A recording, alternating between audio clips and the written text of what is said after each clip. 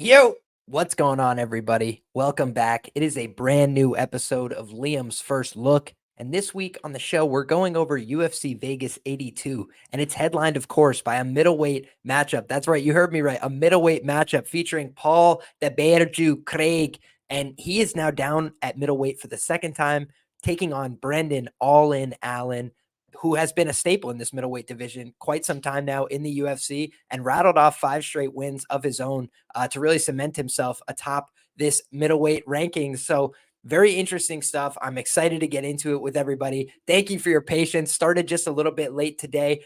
My dog was getting a little rambunctious, so wanted to get that out of the way. So we have plenty of time to discuss what should be a great card.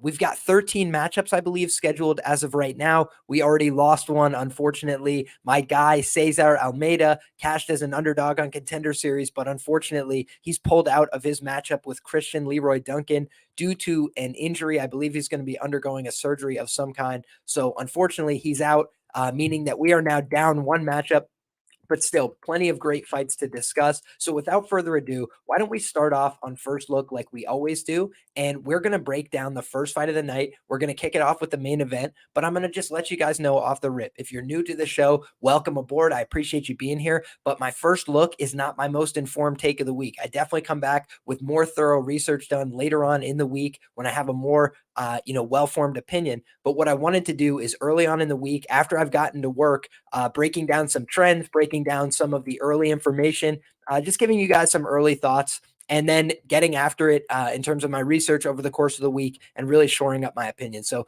without further ado, let's start off with just our initial impressions of Brendan Allen against Paul Craig. The first thing that just jumps out to me, I don't know what the prices are going to be for this. So let me just pop over and see if this has been released offshore yet. But the fight not to go the distance is something that's going to stand out to me immediately. And it's minus 800 in this fight. So no surprise there. We lost 2, says Moyes. Parsons is out. Damn. I hate to hear that. If that's official news, the Slugger Knot is somebody that I really have cashed in on in the past as well. Plus 330 underdog on the Contender Series back in the day.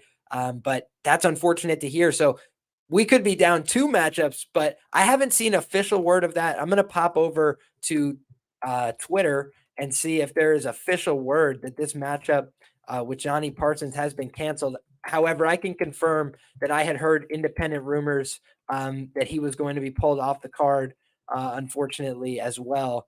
So let me see the latest on Jonny Parsons and see if there's anything that we could find. I'm not seeing anything officially reported yet, but that's an interesting note, Moyes. So hopefully we can get a update officially from the UFC as regards that matchup. But in any case, let's talk about the matchup at hand here. Why would I think that the first thing that stands out to me about Brendan Allen and Paul Craig being the fight not to go the distance? It's a number of things, but let's start with the obvious. Paul Craig, 13 out of 15 UFC fights end inside the distance. 22 out of 24 career professional bouts ended inside the distance for Paul the Bearju Craig. On the Brendan Allen side of things, 10 out of 13 UFC fights have ended inside the distance, 21 out of 27 fights as a professional overall. So these are 2 guys that are proven finishers. You got Paul Craig, a little bit untested in this middleweight division. Obviously, last time out, he was able to get the win, an impressive win against Andre Muniz.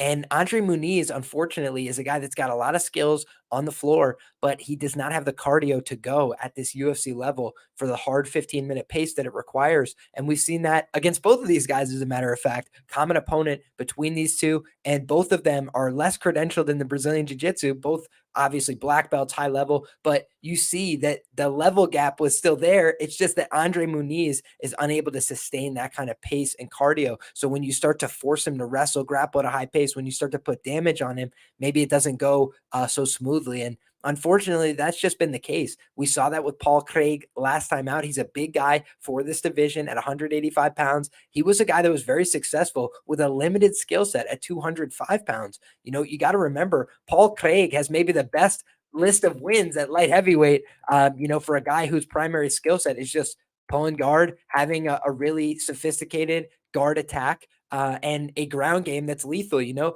look back, he beats Jamal Hill, he beats Andre Muniz, he beats Nikita Krylov, he beats Kennedy and Nzechukwu, he beats Magomed Ankalaev, and he finishes each and every one of those guys. It's just really remarkable stuff that Paul Craig has been able to pull that off. But you also look at the other side of things, right? The Volkan Ozdemir loss, where he just looked all out of sorts, couldn't get the takedowns going, looked hopelessly out of place in the striking in that fight. And you saw that Volkan kind of just disrespected his ground game at times as well, posting on his hips, punching him in the face, kind of tiring him out a little bit. So I felt like we've seen improvements from Paul Craig over time in his approach, in how he trains for fights, in his fitness. If you ever watch a Paul Craig Instagram video, you're seeing this guy constantly putting in work in the gym. He's doing jumps, he's doing all this stuff. But he is a little bit of an elder statesman to be making this drop down in weight class, 35 years of age, going on 36 years of age. And I do think that that could be a potential factor where it's hard to change weight classes later on in your career. It takes a real lifestyle commitment. And I do think that we're seeing, that lifestyle commitment from Paul Craig, but it's still a lot to ask to take on one of these young, hungry up-and-comers like Brendan Allen, who's got this long win streak, 5 wins in a row, looking like he's done, a very good job of molding himself into a more complete UFC fighter.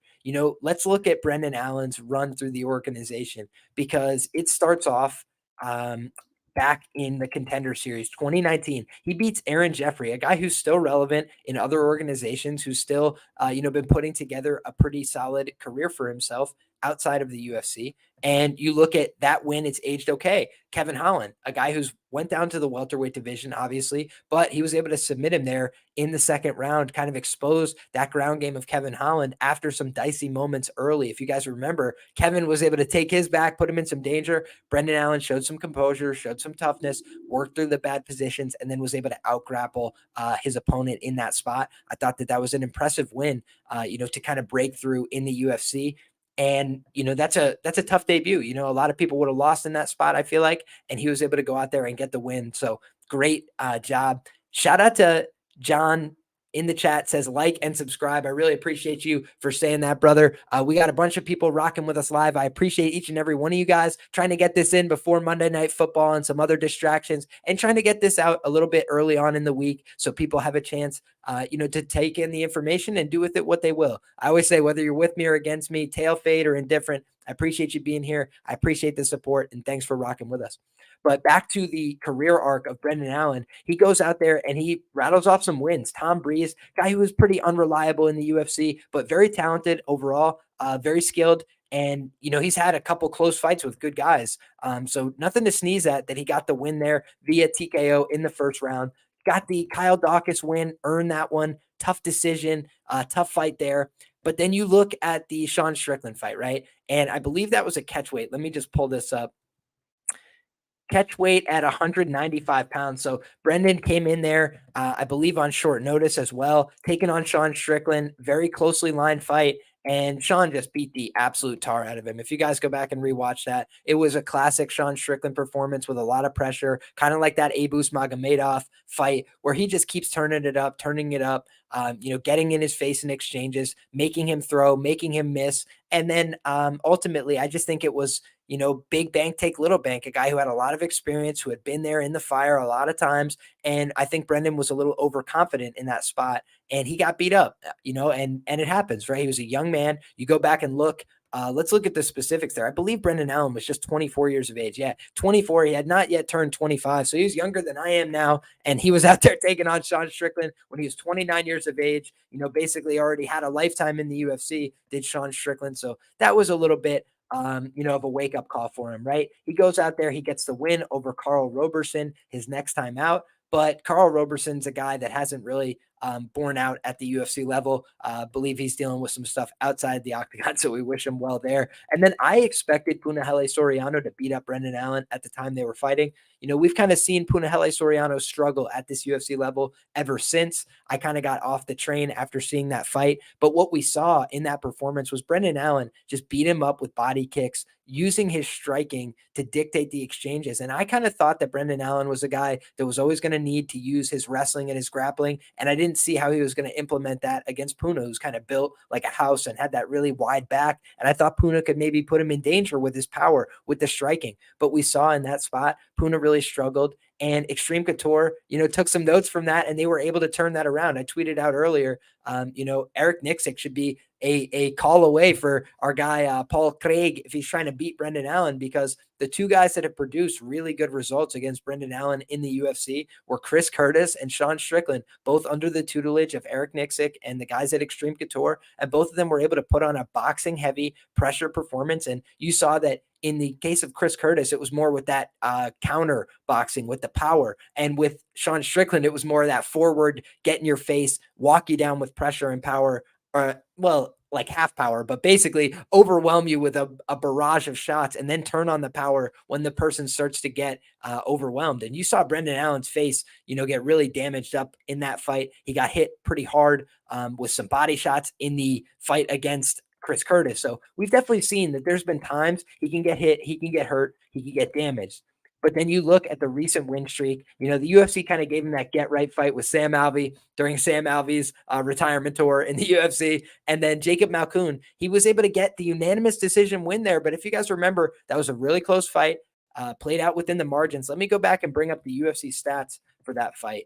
Because I remember it playing out close. Yeah, 7 takedowns for Jacob Malkoun. Mamba Malkoun out there putting on a takedown clinic. Brendan Allen, 2 takedowns in that fight, but he did outland him on significant strikes by 8, 44-33 on the totals there. So 45-33, excuse me. So he outlanded him by 12. But in any case, I just think of Brendan Allen as a guy that, he's a very dangerous fighter. And he's been putting together a much better win streak over time. The submission win over Jotko was good. Jotko, I believe, testing positive in the PFL. So shout out to him. I hope Jotko beats the case. And then Andre Muniz, he outlasted him there, beat him in a fight that I believe was moved up to the short notice main event. Let me just confirm that. Yeah, that ended up being the main event after a fight fell off night of. Span versus Krylov. Yeah, the fight fell off the night of, I believe. And so they moved that up to the main event. And unfortunately, Andre Muniz just did not have the cardio to go in that spot. And we had already mentioned that. So the 33-year-old there, Andre Muniz, the black belt, a guy that had a lot of skills on paper that could compete with Brendan Allen, he just wasn't able to keep up with his cardio and his conditioning. Bruno Silva in that last fight landed some good, clean shots. He's a guy that competed hard with Alex Pereira on the feet for 15 minutes. People always give him that credit when he's fighting, and he deserves it. But then you look at that fight with Brendan Allen, and frankly, he got beat up a little bit by Brendan Allen. Brendan Allen took some hard shots. It was definitely a close fight, and it was a back and forth war during that first round. I did think Brendan Allen looked a little wobbly at one point, but his ability to compose himself, to find his big shots on the feet, I thought he borderline knocked out Bruno Silva. But then what I really was impressed by was the finishing sequence from Brendan Allen there. He used really smart passing techniques. While he had his opponent hurt, he was quick, he was efficient, he was coachable. I believe he was even looking over at his corner to get instructions on what they wanted him to do. And that back take is electric. The guy is really fast at sinking in his back take, at finishing when he gets control of the back as well. So I want to do more tape study before I bet on this fight. I certainly will not be laying the minus 450 price tag on Brendan Allen here, just because I have seen him rocked, wobbled, hurt in a number of fights. But I think he's on a positive career trajectory. I do think he's a guy that puts in a lot of hard work. I do think he's a guy that is young and experienced. He's put in a lot of that time. Looking at his record on paper, he's got 27 professional bouts compared to, I believe, 24 for Paul Craig. Let me just see if I'm doing the math that correct. So he does fit my criteria for a fighter who is younger with more professional experience, but unfortunately he's not an underdog. So it's not an auto click or anything like that. But Brendan Allen, let's just call it how it is. 10-2 in the UFC is a phenomenal record. He's put together a very good streak of wins in addition. So I think he's doing the right things. I think he's putting together a good win streak, but this is kind of where the rubber meets the road a little bit. Paul Craig obviously is all in at this point in his career. At 35 years of age, I don't know how many opportunities he's going to have left to main event, fight nights and get these big opportunities unless he can get the win here. So, this is a big spot for him. And I do think that it should be a hell of a scrap. I'm going to be looking for maybe an alternate under here. I just think that this fight's going to end violently almost always, because of the way that these two guys approach the game. And the conditioning factor is something that Brendan Allen typically likes to leverage against guys. I'm not sure if he's going to be able to do that against Paul Craig, who's going to have to make those systemic lifestyle changes to make 185. But we often see that one of the consequences of cutting big amounts of weight can be cardio deficiencies. And it's one thing to outlast Andre Muniz, over the course of that fight, but it's a whole different ball game to outlast Brendan Allen, who I believe has 5-round experience in the LFA as well, as a former champion.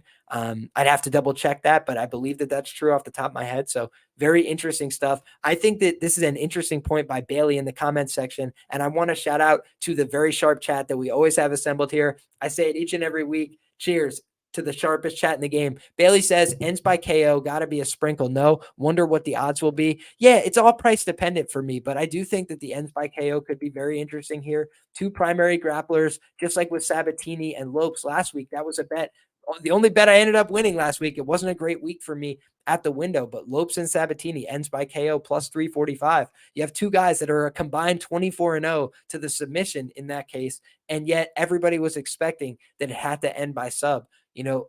One thing I always look for is a market inefficiency. When you've got two guys that are probably going to cancel out their best skills, maybe you can look for an alternative that the market's not considering. So definitely think that was a interesting spot. Now, shout out to some other people in the chat. I want to see if we've got any other questions or comments here. Victor says, what's up, Liam, in chat? Shout out to Victor. Real Deal Prime says, wrestling rules. You know that. And we've got a lot of great fights still to break down. So without further ado, let's move to the next one. Shout out to Bailey for the kind comment as well. Liam, hardest working MMA knower. You're too kind, Bailey. Thank you. But there we go. We'll close the book there on the main event. And I'll just say my initial lean is that Brendan Allen, rightly favored, but very price prohibitive. Shout out to our guy Shady, who got in on Allen minus 275. It's all the way out to minus 450. So he's clearly done his job in terms of line movement. But for me, I've just seen a couple of sketchy moments from Allen that make me, a little bit worried. But I do think ends by KO could be very interesting. So yeah, that's what I'm going to look at. And I think that Bailey's hitting the nail on the head there. So shout out to Bailey.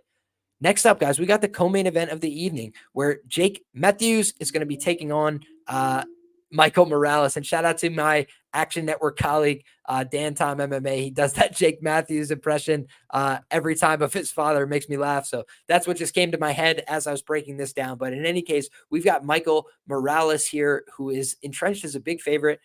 Let's take a look at the lines. And courtesy of Bet Online right now, I'm just looking at fightodds.io. He's sitting about minus 280, minus 250, best available in the market. Minus 275 seems like the commonly available number. And you've got, on the other hand, Jake Matthews here, who is 19-6 overall as a professional, 12-6 in the UFC. Something that stood out to me, though, is I was making my previous performance in odds range document, and it's not finished yet. But one thing that I did notice is that you look at Jake Matthews, he's only been an underdog 3 times in a very lengthy UFC career. So that's something that kind of stood out to me just off the rip, because he's a pretty substantial underdog in this spot.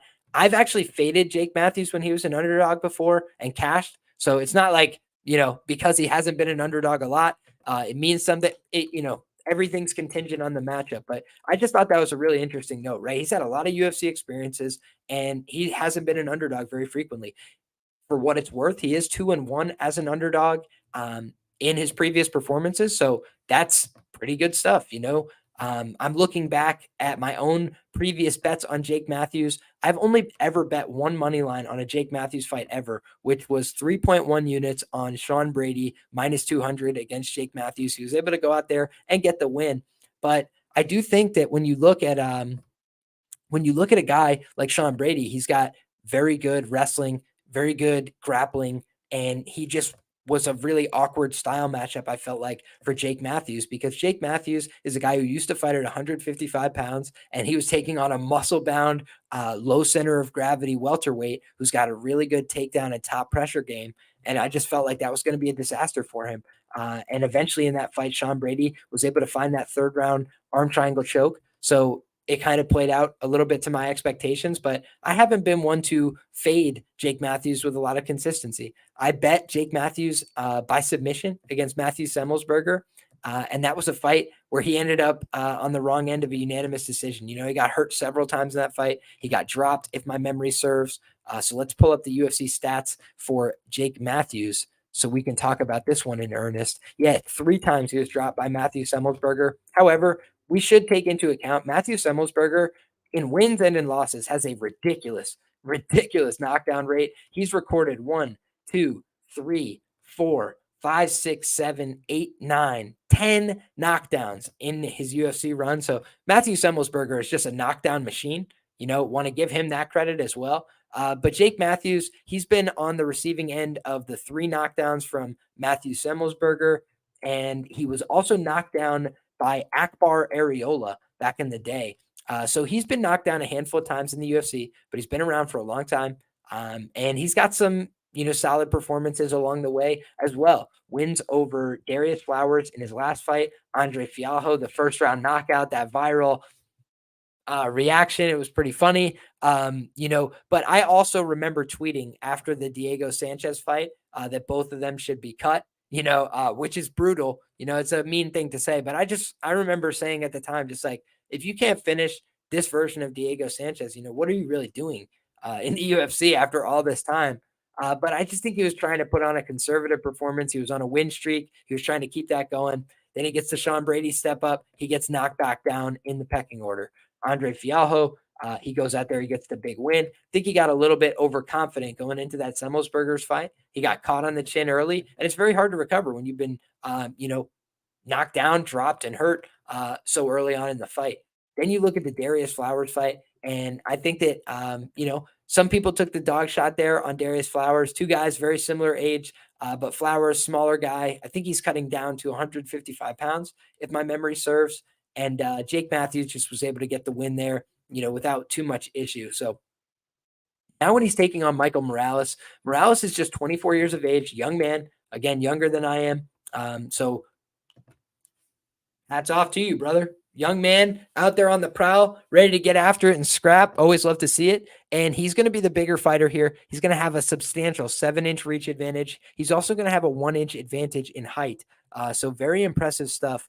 And I think that when I'm looking at a guy like Michael Morales, he's on a lengthy win streak. So, that the public is going to be very much behind him. And I understand that. You look at the last couple performances, gets the win via unanimous decision over Max Griffin. Good fighter, solid. Adam Fugit gets the win via knockout in that fight. I think he dropped him on multiple occasions, if my memory serves. Knocked out Officer Trevin Giles. Another great performance. And then on the Contender Series, I believe he was an underdog against Veratnikov or something, Veratnikov, and he was able to go out there and get the win as well. Let me see if we can find the specifics here on Michael Morales. I don't know that I've ever bet on a Michael Morales fight, as a matter of fact. Doesn't seem like I have. Wow. Okay.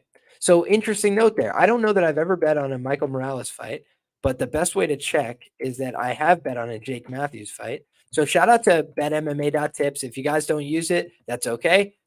Everybody do your own thing. But I like it because it tells me if I've previously bet on these fighters before. And the truth is, I've never bet on a Michael Morales fight. He went from being a plus 210 underdog on the Contender Series against Nikolai Veratnikov, and now he is out to a substantial minus 275 favorite in his third UFC fight over Jake Matthews. So it's very interesting. I think that, when you look at the Tapology votes as well, it goes to show the public's really behind Morales here. 86% on the Morales side on the Tapology voting. So I think that this is a interesting fight on paper.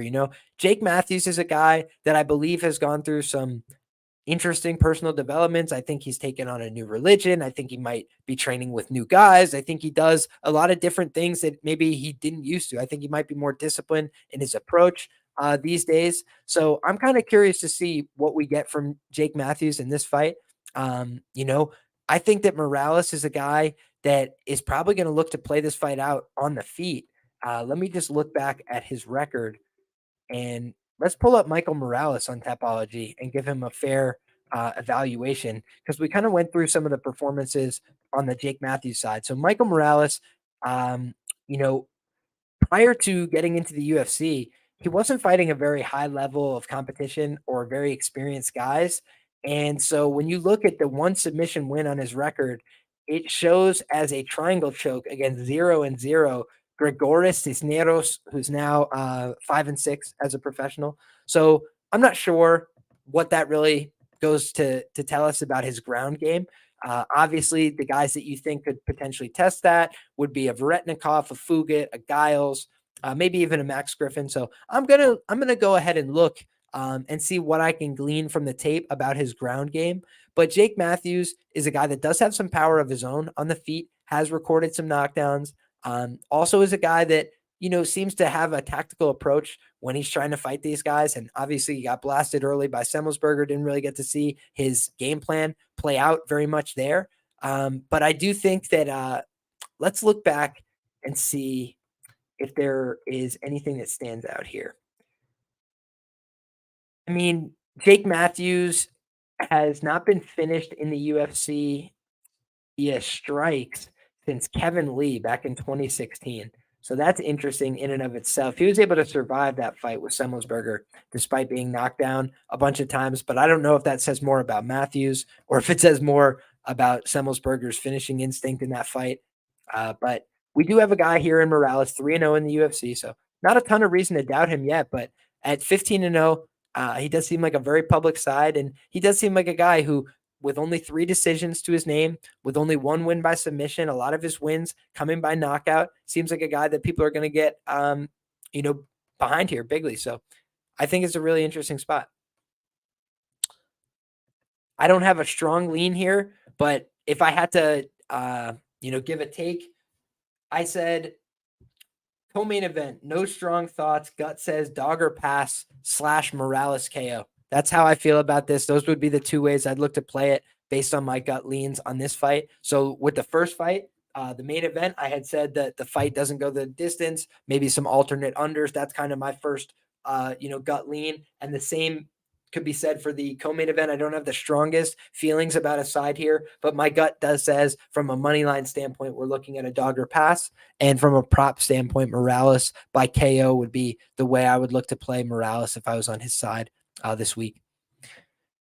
Jordan Leavitt and Chase Hooper is up next, and it's a fascinating fight. But first, we got a shout out to Jake Fagan in the comment section here for the dono, brother. Thank you so much. He says, thanks for taking the time to help give us people an edge before these lines move too much, man. That's always the goal here, right? And again, whether you're with me or against me, whether we end up being on the same side or different sides, I'll try and give you a perspective on both fighters, and with Paul Craig, I do think he's made some small improvements to his striking. I don't think he's as technical as Brendan Allen, but I think both guys have that potential to win by KO. That's why we mentioned that. Same thing when I'm talking about in this fight, I don't have any bets on the fight, right? So I'm not saying that I'm going to go bet Jake Matthews, but from a gut feeling, from a first look, does feel like a dog or pass to me, just because you got one guy with so much UFC experience who's rarely been a dog and who's performed well as a dog against a guy who's been a dog on the Contender Series, and now he's a favorite because he's gotten a couple big wins. So I just think that this could be a comeback to earth performance. But I also haven't been a big Jake Matthews guy. I've never bet on him before. So for me, that's the thing that's making me hesitate in this spot. Next up, though, guys, Jordan Leavitt and Chase Hooper. Shout out to the dono from Jake. Really appreciate that, my brother. Goes a long way. This is a fascinating fight, guys. 2 guys that I really like here. 2 guys that are fun. 2 guys that bring personality to the cage, to the octagon. And I think that that's important, right? A lot of people want to just be meat and potatoes, want it to just be about the punches and the kicks. And there's nothing wrong with that. That's what we're all here for, right? We watch all these fights each and every week, no matter what. But people that make it memorable, that give you something to talk about, that's people like Chase Hooper. That's people like Jordan Leavitt, who are characters. Chase Hooper is a funny guy. I think he leans into that part of his personality. He doesn't look like a guy who is a cage fighter, and he doesn't take himself too seriously. He can laugh about that fact, but he goes out there and he fights hard. I've seen him get knocked out brutally. I didn't see it coming when he was fighting Steve Garcia, but I have to say, in hindsight, it kind of makes sense. Steve Garcia tested veteran, a guy who's been around for a long time. And, maybe he was outmatched on the ground, but the fight played out on the feet. He got blasted early, he got blasted often, and he got dropped, right? And that happens, it's the fight game. But he goes out there as an underdog against Nick Fiore, and he gets the decision, gets the win there. And I was happy to see that for him. I'm a fan of Chase Hooper. I think he's a cool guy. I like to root for him. And unfortunately, we have to say the late Felipe Colares, unfortunately lost his life due to an accident. So that's horrible. Absolutely not the kind of thing that you want to see. And so we just can only pray for his family and wish the best to his teammates as well. But Felipe Colares, before that fight, we had taken some positions on Chase Hooper on the money line. Chase Hooper by KO. I believe it was plus 170 on the money line. I believe the KO was plus 1,400. If I'm wrong, it was plus 1,200. A great prop, a great memory from a betting standpoint. So wanted to just shout out those guys for putting on a great fight and a great war. But what Chase Hooper has put on tape, which is something I always talk about, is the fact that he's very effective and relentless with his ground and pound at times. The problem for Chase is the fact that he can't always get the fight to the mat. A lot of the times it's catching a kick, it's landing a strike, it's getting into a clever back take that gets him the fight to the ground. But when it's not that, sometimes it just turns into too much standing on the feet, getting into striking exchanges that don't favor him. However, the UFC has match made him pretty accordingly in this fight with another primary grappler out of Syndicate MMA. Jordan Leavitt is a good fighter. 4-2 in the UFC, got the knockout win over Victor Martinez and really shocked people in that fight. I think he surprised people. And Paddy Pimblett had beaten him just one fight prior, got the finish in that spot. He got a split decision win over Trey Ogden a fight before that by throwing primarily leg kicks, just got after him with a bunch of shots from distance. So we've seen Jordan Leavitt win striking matchups, I should say, in the UFC. And get the win like that, but it hasn't always been pretty. The pretty knockout against Victor Martinez was a little bit more anomalous. The Trey Ogden fight looked a little bit more like what we expected from him in the striking. Very conservative, but somewhat effective, and he was able to get the split decision win there, convinced two of the three judges that mattered that he had done enough.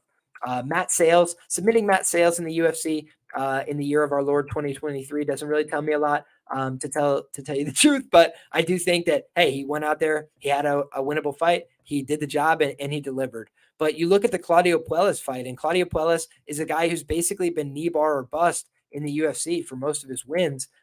And he got absolutely audited by Dan Hooker in his last fight. I thought that he was going to be able to potentially knee bar Dan Hooker because he's so long and awkward, but he just ended up putting himself in horrible positions and giving up really bad spots. And so you see that he was able to get a couple decision wins in the UFC, but not over guys that matter.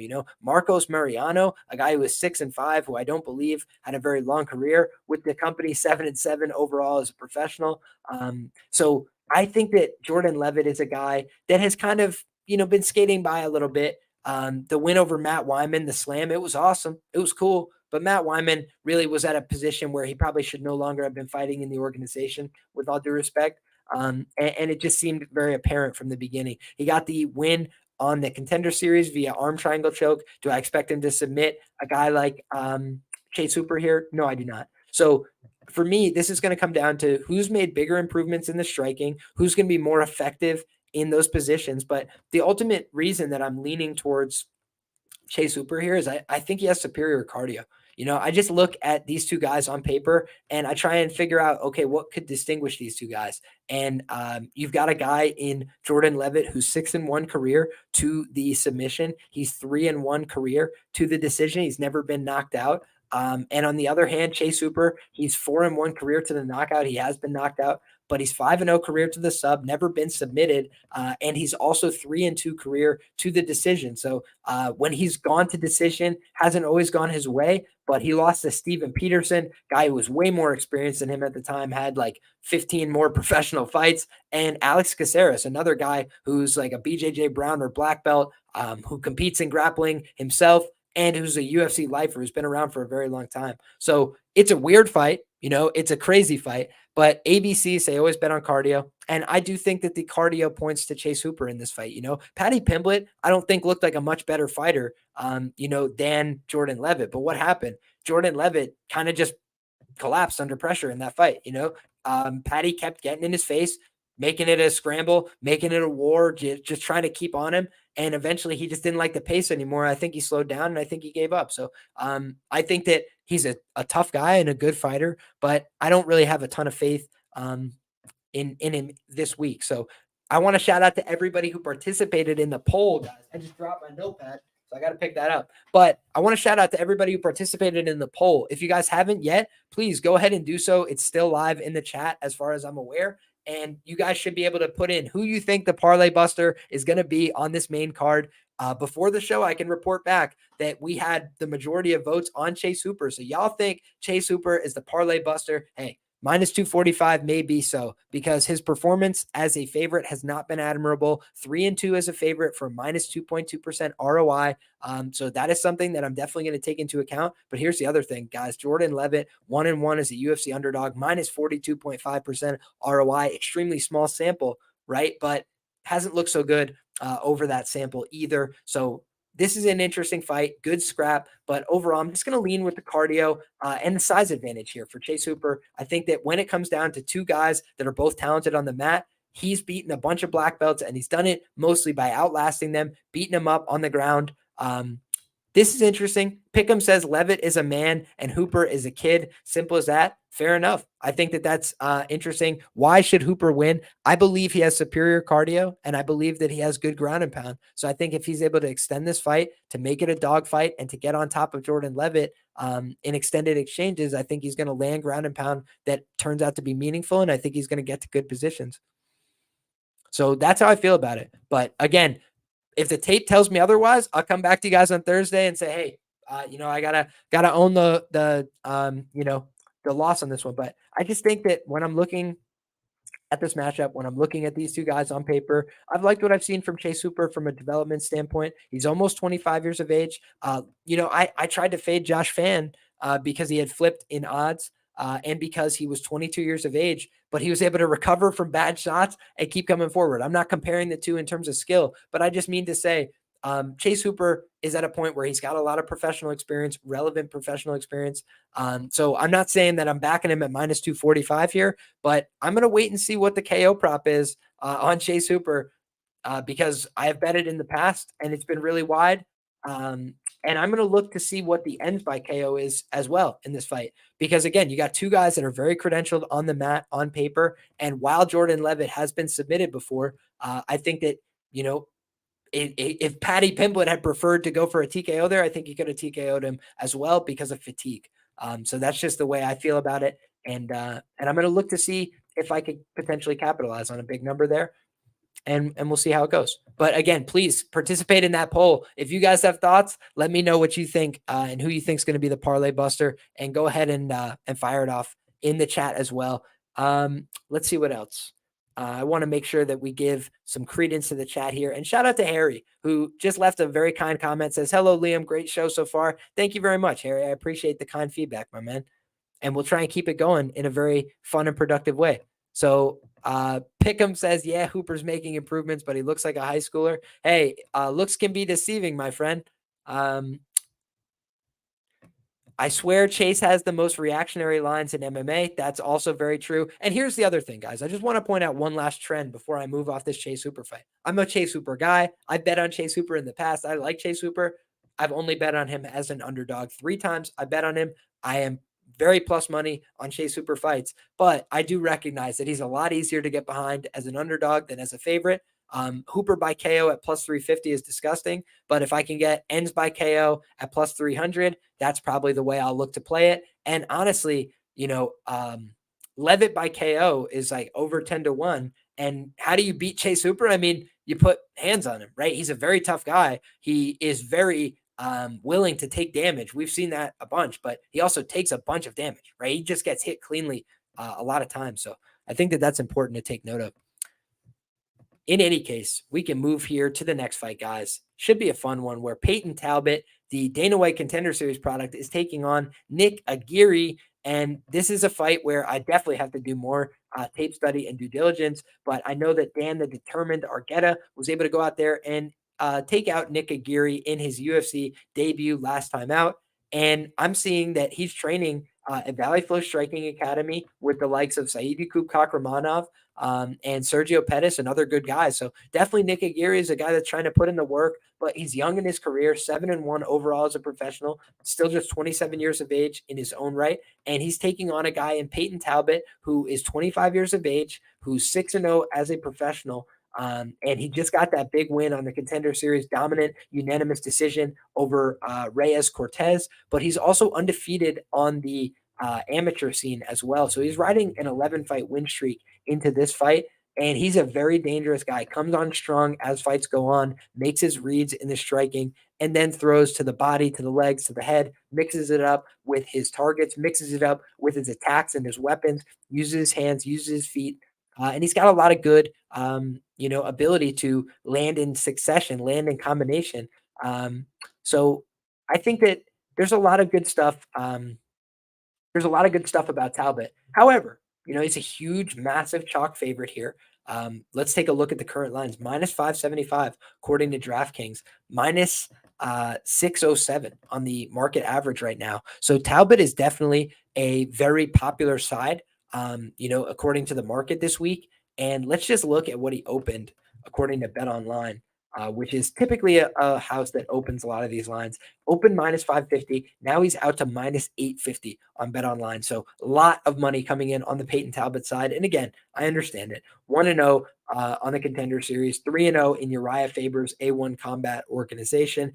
He had kind of been built up as a star in that organization, got the win over Christian Ribas, 9-2 as a pro. So has some solid wins outside of the UFC, but Aguirre does have the fact that he's gone in there. He's went the full 15 minutes inside the octagon. And he's a guy that does have, that ability to, show some improvements. He's still just 27 years of age. I believe he took that last fight on short notice. He kind of signed to the UFC as a last minute deal. So he's going to try and show an improved product here. And he's a very unknown commodity in some ways. So I feel like I have to do my due diligence to know if Nick Aguirre really has something to offer here. He's not a big star. He's not a guy that people are going to be, looking at. But I just think that you got two guys that are young, two guys that are very, developmental, right, in their stage. But I do think that Payton Talbot has a higher ceiling based on what we've seen so far. So for me, leaning towards Payton Talbot here by finish. And I think that people might fade that because he went to decision last time out. But I think Reyes Cortez really fought like a dog last time to not get finished. So, yeah, I agree with MetaHuman Project, minus 600. No way I parlay this line. Absolutely. Contender Series tends to just get a lot of hype behind these guys when they get to the UFC. So nothing wrong with that. But shout out to my guy, Jake Fagan, who I do think hits the nail on the head here. Says Talbot being positioned here on the main card of a debut, like they're trying to fast track him. I think very confident. Don't see him running into usual debut issues. Yeah, I tend to agree. So interesting stuff. Fun fight, but kind of, would seem a bit out of place if they were putting it together for the Aguirre side, right? It does feel like the UFC is trying to showcase what they've got with Payton Talbot, but he's still got to go out there and deliver his end of the bargain. So I am definitely leaning towards Talbot inside the distance. Next up, we've got Amanda Ribas taking on Luana Pinheiro, and this is a interesting fight. The reason I say interesting is because Luana Pinheiro has a pretty weird 3-0 record in the UFC. I thought that she probably deserved to lose that fight to Michelle Waterson-Gomes, but I also had a Michelle Waterson-Gomes plus money ticket that night, so I'll rewatch it and see if I was just watching through my green-colored glasses or if there was actually something to be had there. But when you look back, Sam Hughes is a fine win, but Sam Hughes does have plenty of losses on her record, 8-5 overall as a professional. And, even in the fights where she's won, like the Jacqueline Amorim fight, she looked good there, but she had to, put some fingers in the gloves and really do her thing. So I think of, this girl, Luana Pinheiro, as still something of an unknown, right? She goes out there, the up kick against Randa Marcos. I still don't know if that was real, if that was, exaggerated, if she just got bonked into another dimension. but it just seemed like a really weird outcome there. So again, I just want to give her the benefit of the doubt as a human being, but it just was a really weird fight. So she's got 3 wins, but the 3 wins are a split decision, an illegal upkick, and a unanimous decision over Sam Hughes, who's got 5 losses as a professional. So I think that, I just struggle to exactly see where she's at. I'm going to even watch her regional footage to try and get a better feel for what her game is and how she's going to approach this fight. But in any case, Amanda Ribas is a girl I really like. I've bet on Amanda Ribas in the past. I've thought of her highly in some spots, but she's also been historically overvalued at some times in the UFC. Just looking back as a favorite, she's listed 4-2 for a 0.29% ROI. So, basically just getting your money back there, paying the VIG to get your money back, But in any case, she's done well as an underdog. She comes in against Emily Whitmire, underdog, plus 170 cash. Against Mackenzie Dern, plus 145 underdog, boom, cash. Mackenzie Dern just struggles against those other Brazilians, huh? And then you look at Randa Marcos and Paige Van Zandt, able to go out there and get the win as a big, massive favorite in that spot. But then minus 286 against Marina Rodriguez, she gets knocked out in that fight. Okay, no problem. Gets the win as a minus 152 against Verna Jandiroba. Good win there. Again, proving that she is very competitive on the ground with everybody. With the grappling and the wrestling, she can overwhelm those jiu-jitsu girls with her fundamental boxing, with her willingness to go out there, look for takedowns with her judo, and her ability to just stay safe when she's in the top position. However, it's her chin that has consistently let her down throughout her career. She took down Marina Rodriguez in round 1, looked good, then got cracked in round 2, lost the fight. You look at the Caitlin Chookagian fight.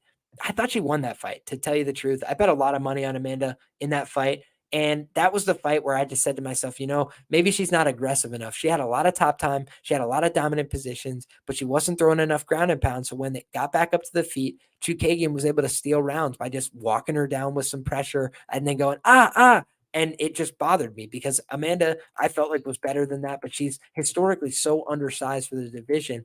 And she's just in this position where, unfortunately, she's got a lot of muscle, right? Muscle weighs more than fat. And she just has this unique build where her body is not very long. She doesn't have, the limb length to compete with a lot of these opponents. And in this case, she actually is going to have the longer reach of 4 inches. She's going to be only 1 inch shorter than her opponent, Luana Pinheiro, in this fight. They're both the same age. So a lot of things on paper say that Amanda Ribas, maybe should be able to compete here. But this is a fight that is, at 115 pounds. She was at 125 pounds in her last fight, and I faded her against Macy Barber because I said, man, Macy Barber hits really hard, and I think that her best work is done at 115. I don't love to see her at 125 against these big, strong girls, and that's exactly how the fight ended up transpiring. So unfortunate call there. I didn't want to be right about that one. Amanda's a very nice girl, bubbly personality, fun, but you got to call it like you see it. And I just thought Macy Barber had too much power, too much tenacity, too much aggression. So I was able to cash in on that spot. Lifetime, I have lost money on Amanda Ribas fights because I was big on her against Caitlin Chookagian, but glad to get a little portion of that back last time out. And for Luana Pinheiro, I did bet Sam Hughes 0.65 units at plus 350 in that fight. And I did bet on Michelle Waterson. So I've had a bad read on both of these women. So you might want to just disregard all my thoughts on this fight. But I will do my due diligence. I will get back, into a very formal breakdown for this. And what you've got on paper is just a girl with a lot of momentum, a bunch of wins in a row against a girl who's been alternating wins and losses. But ultimately, she's fought the much harder schedule of competition, and she does have good wins on her resume. Viviana Araújo, Verna Jandiroba, Randa Marcos, Paige Van Zandt, Mackenzie Dern. That's a solid list of wins. And the losses on her resume are to Macy Barber, a fringe title contender at 125, Caitlin Chookagian, a former title challenger at 125, and a perennial top-ranked girl, Marina Rodriguez, top 10 strawweight, and Polyana Viana, a girl that she fought on the regional scene back in 2015 when she only had a handful of fights. So I just think that Amanda hasn't had any terrible, outstanding losses, but her chin is just a huge liability for a massive favorite in a MMA fight, because we've seen her in fights that she's doing well, but it can all change in an instant for her. And that's not something that you want to see. So I think that she should get the win here, but I would probably be a lot less bullish about this line. I would make it a much less significant favorite, just off instinctual memory of what I know about both these women. And it just seems like if anybody was able to find ways to win, it's Luana Pinheiro, right? She just keeps finding a way to get one over the finish line. I don't think she's necessarily been the better woman in all these fights, but finding a way to win. So credit where it's due. But with that being said, we can move along to the next fight, guys, where we've got Uros Medic taking on Jonny Parsons. And I won't talk about this fight too long, just in case the fight ends up getting canceled, like the injury rumors, like what my guy Moyes had ended up saying before. But in any case, we'll take a quick sip of the coffee and we'll start breaking it down. What we have here is a matchup between two guys that like to stand and trade on the feet most of the time. Uros Medic, the doctor, has 2 wins by submission in his career, but when he was tested at the UFC level against Ailin Turner, he was kind of exposed in the wrestling and the grappling in that fight a little bit, getting submitted in the first round, cashing me big plus money tickets on Ailin Turner sub 1. And it was a really, really glorious cash that night.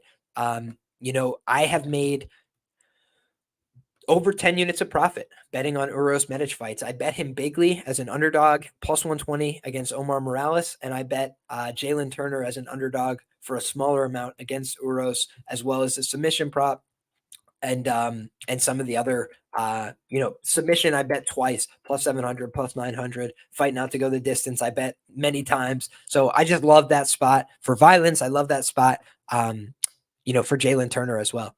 But Ailin Turner is a guy that was freakishly big in the lightweight division, and that's where Uros Medic used to fight, guys. He fought at welterweight, I believe, for most of his run through Alaska FC. And I know what you're thinking. Alaska FC, this guy's got to be a fade.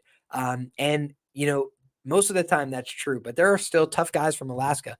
You got to remember that. Jared Cannonier being one of them, right? So when you look at the Ailin Cruz fight, he was able to get the win there. When he burst onto the scene in the UFC, got the win on Contender Series as well. Both of those in the lightweight division. But after that loss to Ailin Turner, I'm sure that caused some reconsideration. He went out there and got the win as an underdog against Omar Morales at lightweight. And then he had a canceled bout with Mike Davis. He withdrew from the bout, and maybe that had something to do with weight cutting, but he moved up to welterweight as a plus 180 underdog against Matthew Semmelsberger, and he absolutely pieced him up in that fight. I think he did get dropped in the first round, if my memory serves. So let me go ahead and pull that up.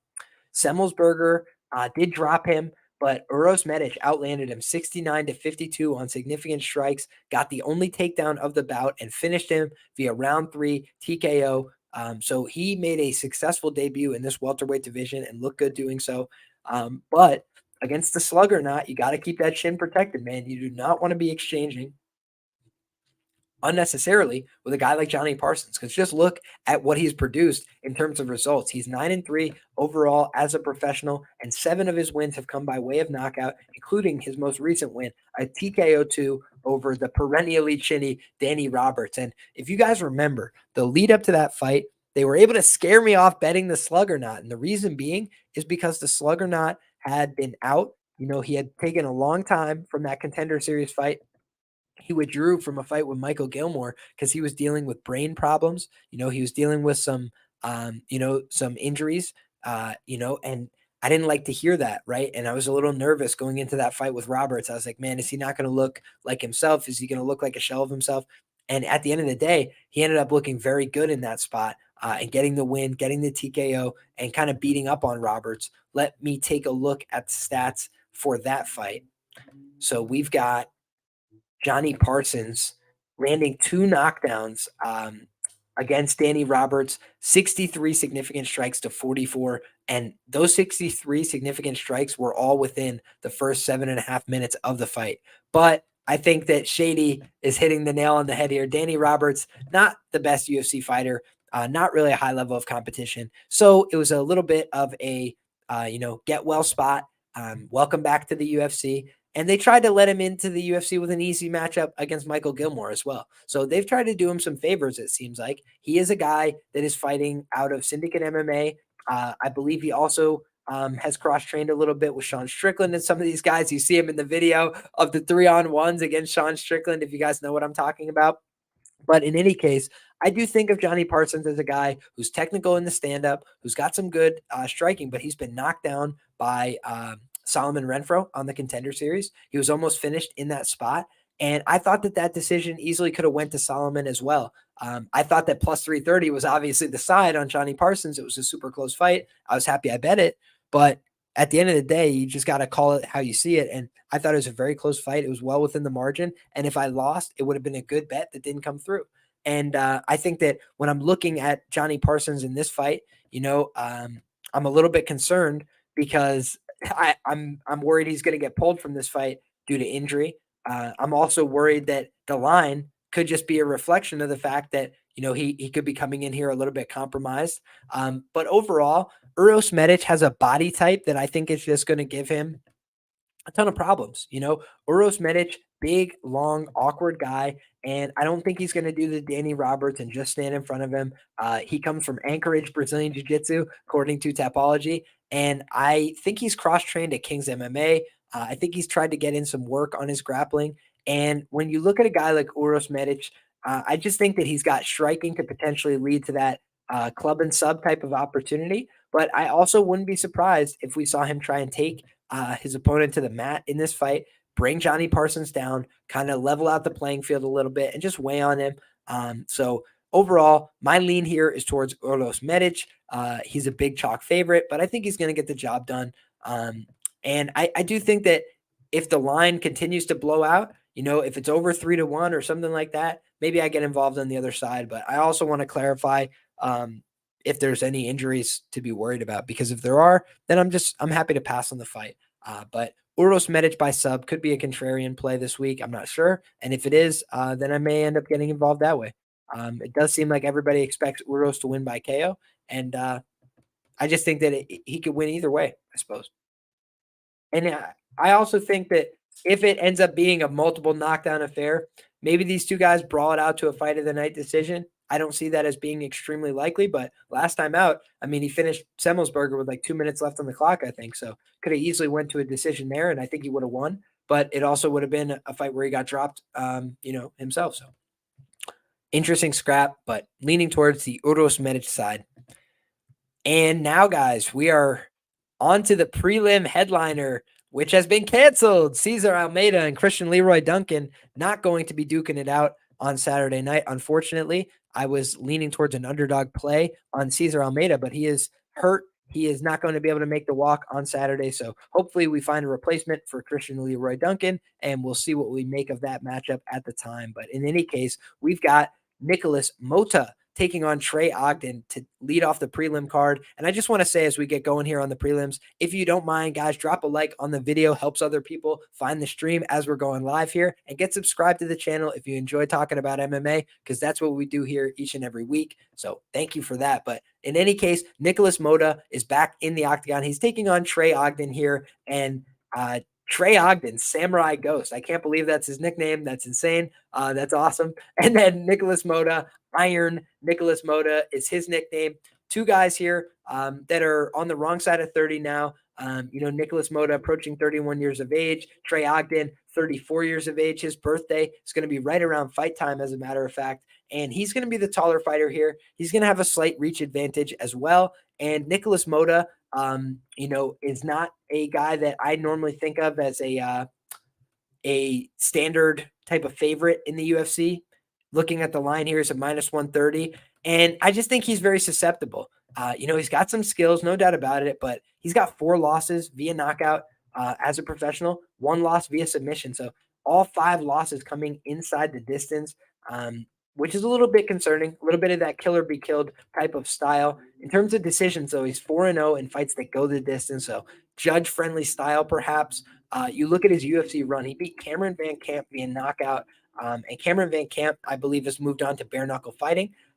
And meanwhile, he got knocked out by Manuel Torres in the first round. He got knocked out by Jim Miller in the first round, slumped in both of those occasions. He had a bunch of canceled fights as well.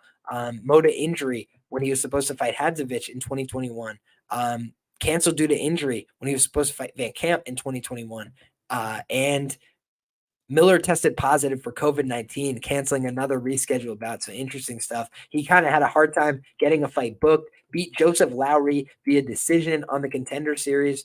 And I don't even remember that fight. That was not a very memorable fight to me. Got knocked out by Robert Hale, a 5-3 fighter, I believe, at the time, back in 2018. And he was also knocked out by Antonio Carlos Eberio, a 12-2 fighter at the time, who is now 18-8-1.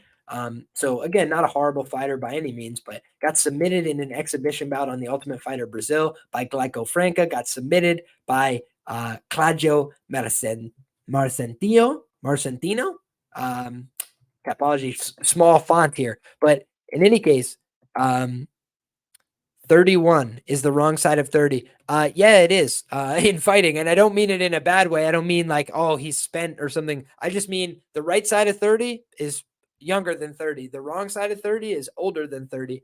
So yes, for fighting terms, he is a little bit on the wrong side of 30. But both of these guys are. So that's certainly not going to be the distinguishing factor. Trey Ogden is a guy who's got an awkward striking style, 0 wins by KO in his professional fighting career, but he's got a prolific ground game. 11-3 overall with his ground game. So to the submission prop, that is, has the win over Daniel Zellhuber, which was very odd. Went to decision. It's primarily a striking based performance. Almost reminds you of a Jordan Leavitt, just going out there, throwing a lot of low kicks, kind of keeping the fight at distance, keeping your opponent at bay. Shout out to our guy Shady, says Almeida, nice resume outside of the UFC. That is fair play. And then when we're looking here, we've got a guy in Nikolas Motta, who's basically been finished on a number of occasions. And Trey Ogden, all of his finishes in terms of losses are via submission. He's never been knocked out. So despite never recording a knockout, he's also never been knocked out. He fought Ignacio Bahamondes, who finished Nikolas Motta a similar archetype to Manuel Torres, who finished him in the first round. Bahamondes is a guy that tends to have, striking success against a lot of his opponents. Did get beat up a little bit in his last fight, but 9-0 career to the knockout is Ignacio Bahamondes. And he was able to go out there and, beat him via unanimous decision. So the striking game is not always going to be there for Trey Ogden. We know that. The size isn't always there, but this just seems like a dog or pass situation to me. Nikolas Motta is a guy who's been folded up a number of times. And I don't think of Trey Ogden as a guy who's got the striking to get it done here, but could he not take this fight to the mat? I think he probably could do that. So that's what I'm going to look into here. It's just the takedown defense of Nikolas Motta. Let's look at UFC stats and see if it has anything to tell us about the takedown defense of Nikolas Motta, but I'm not sure who would have been testing him particularly in that regard. So here we go. Nikolas Motta. Manuel Torres recorded a knockdown. Jim Miller recorded a knockdown. There's been no takedowns in any of his fights. He's got a 100% takedown defense rate so far. He defended takedowns against, let's see, not Jim Miller or Manuel Torres. He must have defended on the Contender Series, huh? Yeah, he defended one takedown against Joe Lowry on the Contender Series. I think this guy's takedown defense is untested. So for me, I think you can almost lean into the grappling potential upside here of Trey Ogden. He's landed one takedown against Jordan Leavitt and one takedown against Daniel Zellhuber. Unable to take down Ignacio Bahamondes, who is huge. But now you're looking at a fight where he's going to be the bigger guy. I think he might be able to get takedowns here. So probably leaning towards a dogger pass situation, but I don't really love Trey Ogden's game either. Pretty low volume striker, running a gym as well, probably has some other priorities outside of the cage. So those are a couple things to think about, but a lot of people really respect his MMA mind. I think he's got a bunch of people training under him at Marathon MMA. So shout out to Trey Ogden doing the damn thing, making a career for himself. But he's a BJJ black belt. Yeah, and he was cornering Mike Breeden for that win as well. So maybe Trey Ogden is on the right track here. But yeah, I think it's a dogger pass situation personally. Next up, we got Lucie Pudilova taking on Ailin Perez. And Lucie Pudilova has more experience here. There's no doubt about that. and it looks like she's training out of Dublin, Ireland, according to Tapology. So, a woman after my own heart, moving over to Ireland to get in your training. But in any case, she's 29 years of age here, so the right side of 30. Shout out to Kelly in the chat. I'm just playing, Kelly. Just having a laugh with you. But in any case, she was born in the Czech Republic. Not unlike Yuri Prohaska. He's headed back there, nursing the L, unfortunately, from Saturday. But in any case, she's 3-6 overall inside the octagon, so not a very inspiring resume. However, that last fight against Jocelyn Edwards, I think that I even wrote up why Jocelyn Edwards could win by split decision, but I thought Lucie Pudilova was going to do enough to get the job done there. And I thought she probably did deserve the nod, but unfortunately left it within the margins, didn't go out there and get the finish. And you know what they say about the judges, they'll break your heart, right? So you look at the stats overall for this fight, and you've got Ailin Perez absorbing very few strikes so far in her UFC career. She fought Stephanie Egger and she fought Ashley Evans-Smith, two girls that both like to wrestle and grapple. So no surprise there that she hasn't really been tested as much in the striking, but that is her typical bread and butter. If you look at her regional career, she either likes to stand on the feet and try and strike with people and make it a brawl, or she wants to take people to the mat and beat them up. So she had some mixed success against Stephanie Egger, much to most people's surprise. I bet her in that spot as a big underdog, beat the line significantly, and then she got finished. But in the last fight, I predicted that she would win by a round 3 finish or a unanimous decision. I thought she was going to be too fired up. I thought she was going to be too enthusiastic. She's a girl that trains really hard. She moved her life to MMA Masters. Seems like she's put in a lot of work in terms of getting her weight in check, in terms of getting herself in order. Switch stance fighter, both women around the same size here in terms of reach, 66 inches for Perez compared to 67 for Pudilova. But Pudilova is going to be the taller fighter here, 5'8". And I think that may open up some takedown opportunities on the side of Ailin Perez.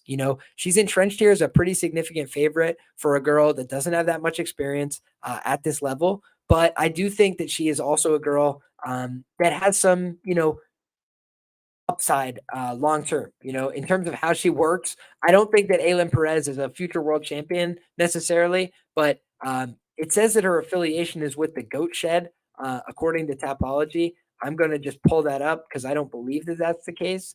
I guess she has been training at the Goat Shed as well. So it seems like she's done some moving around in the South Florida area, but in either case, getting a lot of training in. Seems like she's showing up to these fights in good shape with a lot of will to win. But I also agree with Meta Project here. Evan Smith might be the worst fighter the UFC ever put out there. Makes Bohm look like Khabib. I think that that's a little bit exaggerated, but I do think that there's a lot of truth to it as well. Ailin Perez, best post-fight dance, definitely up there, Mina, with that twerk. She definitely goes hard in the paint and represents. But in either case, Argentina against the Czech Republic here should be a hell of a scrap. Seems like two girls that'll really go out there and want to win, put it on the line. I just have a weird feeling Ailin Perez might outlast her. It might be a dogfight early. I would recommend, if you were on the Ailin Perez side, waiting to try and bet this fight live and see if you can get a better number, because minus 200 is really, really wide. But I just think that Ailin Perez probably projects higher long-term in the UFC. Pudilova's kind of had a lot of opportunities. Beating Yanan Wu doesn't really tell me a lot either. And prior to that, she's got some decent wins, but she's got, if you guys have ever watched tape on Pudilova, she's got these weird fights where like the referee stands people up halfway through and stuff like that, or only like 20 seconds on the ground, just stuff that makes me a little skeptical about what her ground game is going to look like, over time in the UFC. So shout out to Shady, says minus 130 to minus 200. Steam coming in. And yeah, probably a little bit too late to chase the steam here, but I do think Ailin Perez gets the job done here. And overall, I've liked what I've seen from her in terms of growth in her UFC career. Next up, guys, we got a heavyweight sloppy banger between Mick Parkin and Caio Machado. And Caio Machado is a guy I went back and forth on Contender Series. I couldn't tell if this guy's real or fake or what the deal with this guy was. And he got the easy win over Kevin Saflarski on the Contender Series. But I think that was at least in part due to Saflarski being, not as good as advertised, right? He was like the IMMAF heavyweight champion, and he had these wins on the regional scene and all this stuff. But you look 11-2 overall. He had been beaten by leg injury, round one stoppage in his pro debut. He had went on all this run of wins over guys you've never heard of, and it all just turned out to be all fluff and no substance. Kind of got beat up in that fight. But in any case, you look at some of the other guys he was fighting. He was fighting a lot of older gentlemen. He was fighting a lot of guys on the regional scene that looked like they were physically outmatched. So now he's going in there with a guy like Mick Parkin, who's training with Tom Aspinall, I believe, who's cross-trained with him, certainly. 1-0 as a professional in the UFC, 1-0 on the Contender Series. I did pick and bet him to beat Eduardo Neves on the Contender Series. I just thought he had more paths to victory. I thought he was probably going to outlast Neves. That's exactly what happened. He was able to submit him there. I think I picked the TKO. But in any case, shout out to Venetiris MMA. I probably just butchered that, but I'm trying, brother. He says, man, I think Machado Saflarski is probably the most boring and one of the worst contender fights of all time. He just won because Saflarski did nothing. Yeah, man, I tend to agree. And I think that Mick Parkin is probably a better fighter here. You look at Mick Parkin. He's a guy that people were very skeptical of coming into the Jamal Pogues fight because he hasn't had extended fights. He had 5 wins by knockout, 1 win by submission. All of them were coming early on, but nobody had really been able to offer him much resistance. Jamal Pogues able to offer him that resistance, able to stretch him out to a decision, but he kind of just beat up Jamal Pogues, kind of just poked and prodded away at him the whole fight, and just seemed like he was a step ahead. Let's pull up the stats from that fight so we can speak with a little bit more context. Mick Parkin here, 7-0 according to this record. And man, 6 strikes landed per minute to 3 absorbed per minute. That's a great ratio, granted through a very small sample size, 1.77 takedowns per 15 minute. He does have poor takedown defense, according to the stats. However, I think that was Neves getting early takedowns. I think he popped back up to his feet, if my memory serves. So I do think that Parkin probably a little bit fast. For a guy like Machado, I think he might be able to hit him from further away. He's got a 1-inch reach advantage here. But I also want to see if there's any examples of Parkin fighting a southpaw, because we do have Machado listed as a southpaw here, and he has gone 15 minutes. He was landing 8.07 significant strikes per minute against Saflarski in that last fight. So do I think that's sustainable? No. But again, he hasn't really put anything on tape that's too bad. The question is just, what does it all mean? Because he's beaten Saflarski and he's beaten all these older guys on the Canadian regional scene. Where is he at, really? I think this is where the rubber kind of meets the road. So in terms of a speculative investment, I guess I can understand if people are going to take a shot on Machado here. He's a big underdog. It's a heavyweight fight. Anything can happen at heavyweight. Fight could change in an instant, but I think Parkin's probably going to have the speed here, and it's probably going to pay dividends. Next up, guys, let's take a look here. Fun one next. Shout out to Yes Freak. Scottsdale, Arizona is watching you. Shout out Scottsdale, Arizona, brother. Appreciate you being here. Appreciate each and every one of you guys tuning in. Let us know where you're tuning in from. If you're live in the chat, always curious to know where you guys are rocking with us from. I'm coming at you live from the great state of New York. Didn't go our way for the New Yorkers at UFC 295. But I will say, still great to see a bunch of guys putting on that New York stage, and we've got a lot of great combat sports champions in our lineage. So appreciate you tuning in from Scottsdale, Arizona, and appreciate anybody watching from around the world. Thank you guys for tuning in and showing love and support. In any case, let's go back. We got Jonathan Pearce taking on Joanderson Turbo Brito at 145 pounds. Great featherweight scrap here. Jonathan Pearce, guy who's put together a solid resume in the UFC. 5-1 overall, wins over Darren Elkins, Makwan Amirkhani, Christian C. Rod Rodriguez, the talk of the town at 135. Omar Morales got the finish there. Kai Kamaka got the finish there. But did start off on a slow note with that TKO loss, first round ground and pound finish against Joe Lozon. Just got completely overwhelmed in Boston, Massachusetts. You do not want to fight Joe Lozon in Massachusetts. The guy has superpowers there, absolutely powered up in that spot.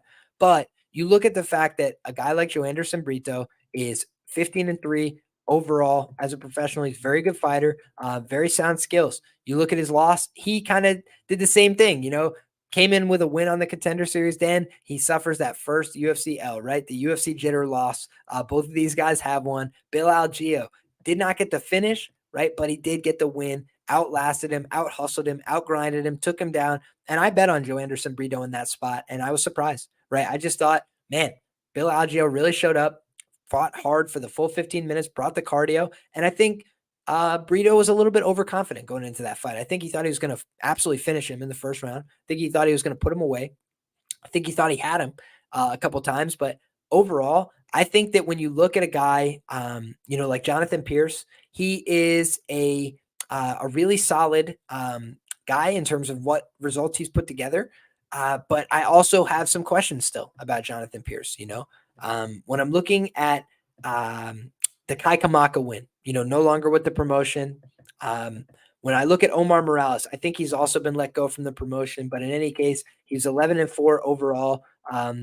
Lost 3 fights in a row in the UFC, starting with that Jonathan Pearce fight. His only win in the promotion since 2020. His wins, I should say, were over Shane Young and Gabriel Benitez, 2 guys that were also, not very long for the promotion. So just a couple of things to note there. In terms of the C-Rod win, it's a great win, but it's over a bantamweight. So I think we got to take that into a little bit of account. He did have 3 losses on the regional scene in 2017, 2 in 2016. He got beat up by Joe Lozon in 2019. So it's been a little while since he's been beat up, but JSP has been beat up on the tape. We got to take that into account. Austin Lingo pulled out of a scheduled bout with JSP. Let's take a look here. Sean Woodson pulled out of a scheduled bout. Benitez missed weight for a scheduled bout. So a lot of guys have not been able to make this walk with JSP. But what's interesting is JSP actually pulled out of a scheduled bout with Bryce Mitchell. That was supposed to take place in May of this year. He canceled that bout, and now he's back. It's November. So this guy has not competed yet in 2023, but he is entrenched here as a small favorite over Joanderson, Tuburao, Brito. I hope I did more justice with it that time. And Brito has 1 loss by each method, right? He's been knocked out once, he's been submitted once, and he's been decisioned once. But you look at those finished losses, both of them were 2015 and prior. They were his first and his third professional bouts. Since then, he has been pretty exemplary. The only losses along the way to Bill Algeo via unanimous decision, like we mentioned. However, we saw that Andre Fili was a -250 favorite, heavily entrenched as a favorite there. I bet 4 units plus 250 on Joanderson Brito, one of my favorite bets of all time. Joanderson Brito cleans him up in the first round, cashes the ticket, cashes the ITD, buys me some New York Rangers tickets. So shout out to, Brito. He'll always be in my heart for that. Brito, I think, is the correct pronunciation as well.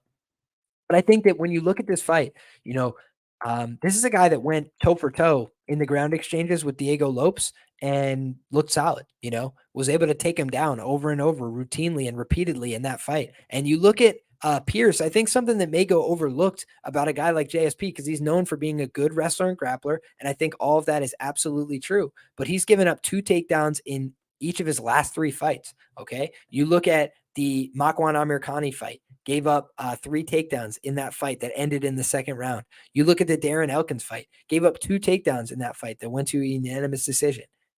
You look at the Christian Rodriguez fight against a 135er, 2 takedowns he gave up in that fight. So definitely a better takedown artist than most of his opponents, but even Kai Kamaka secured a takedown. Joe Lozon secured a takedown, finished him in the first round. So I think that when you look at, the overall trajectory, Jonathan Pearce certainly improving, but I look at this guy Brito as a problem as well for a lot of guys in the UFC. Andre Fili, pretty durable guy historically, was able to just knock him out, clean his clock early on. Melsik Bagdasaryan withdrew from the fight, with Brito. So then he goes in there with Lucas Alexander, gets the win. Lucas Alexander is going to be on this card as well. Hussein Askabov, a guy that's dealing with his own stuff outside the octagon. We don't have to get into that. But in any case, Askabov, cancels the bout, pulls out of that bout. People don't want to fight this guy Brito right now. So Brito then takes on short notice replacement Weston Wilson. He's one of the biggest favorites in UFC history, -1400, and he absolutely beat the tar out of him. So You look at the Chepe Mariscal win. Yeah, it might have been an early stoppage, but again, Chepe is a very tough guy, very durable guy. Was able to get the win there via knockout. So this guy Brito has a lot of power. He's got finishing upside. He's got instincts. He's got a ground game. I just think that this guy very difficult to deal with, very solid fighter. So I was a little bit surprised to see him as an underdog here. I would have thought this would be a pick'em.